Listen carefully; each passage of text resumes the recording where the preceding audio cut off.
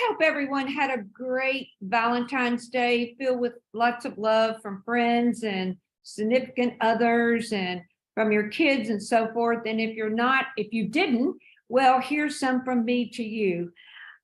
So we've been talking about love and relationships, and today I'm going to talk to you about the 3 vital ingredients for having a great relationship, whether or not it's with a partner or your kids or your significant other, and just relationships altogether. So first, let's look at a couple of points. There's a couple of key questions here you want to ask yourself, which is, what is wanted?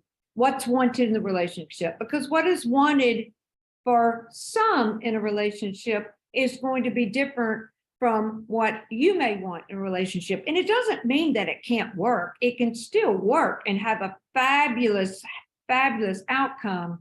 But knowing what the other person wants out of the relationship and in the relationship and what you want is really the beginning of you knowing how you can support each other.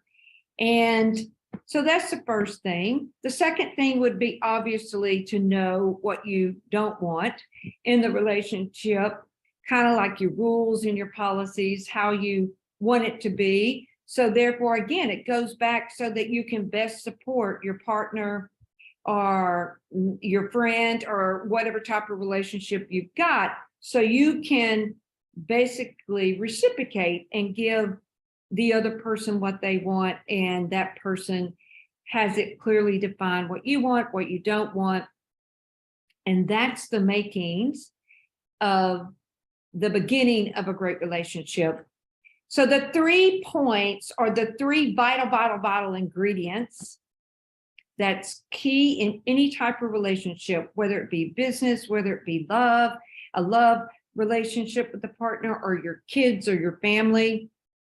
There's 3 points to it. The first point, and the most vital ingredient of all, and you all have, if you've ever heard me before, I've talked about this topic many, many times, I cannot stress it enough, is your presence. And presence, the short definition of this is you being able to be here in this moment. You, not your identities, not the roles that you wear, but you being here in this moment, not gone, not absent, because there's nothing to relate to if you're gone, but here. So that's the first step. And anytime we've ever traced, all the sequences of relationships and what actually went on, it still goes back to this first vital ingredient is presence, because that sets you up to have a winning relationship or a losing relationship. The second vital ingredient is love. So love, is how much closeness do you have with that person or with that team or with your business partners or with your family, with your kids, your significant others, even yourself. How much love do you have? How much can you understand the other person? Can you understand their viewpoints? And then the third, believe it or not, vital ingredient is all around sovereignty.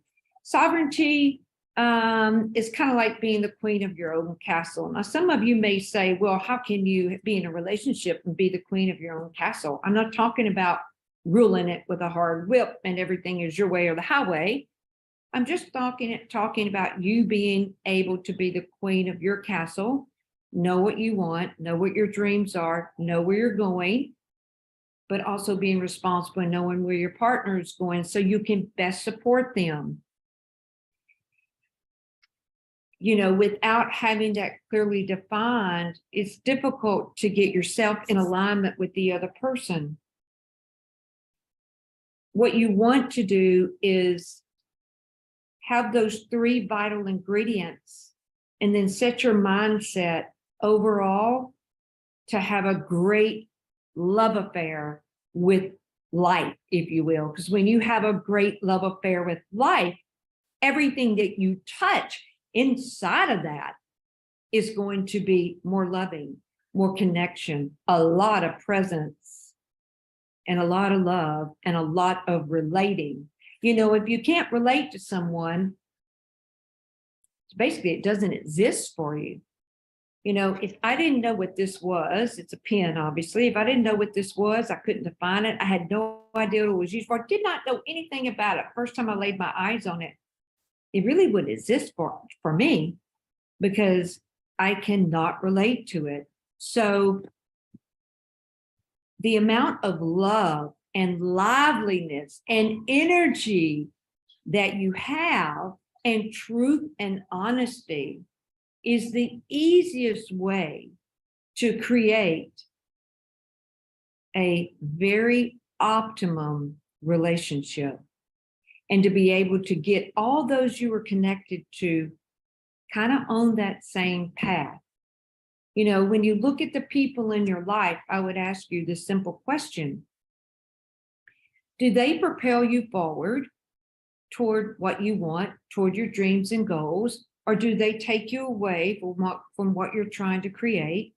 If you wanted to have a great love affair with life and have a super positive mood level, and to have a lot of love and a lot of liveliness and a lot of energy and a lot of happiness and just people getting what they want, a very positive mindset, are there those that take you away from that drain you of your energy? Are there's people in that, if you will, that take you toward it?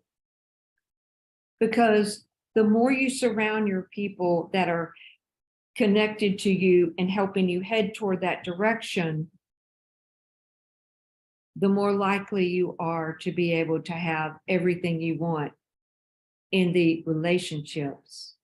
And again, regardless if it's a business relationship, a business with a relationship with your children, relationships with your friends and your best friends, and a relationship with your significant others, your partners, those who are dearest to you, goes back to the number one vital ingredient is your ability to be present. And the next is love. But with presence, when you're present, you are naturally emanating love. You're naturally allowing someone to be in the same space with you. You are naturally understanding. And so that is the vital ingredient. The number one ingredient is to be able to be here, present in the moment. Thank you.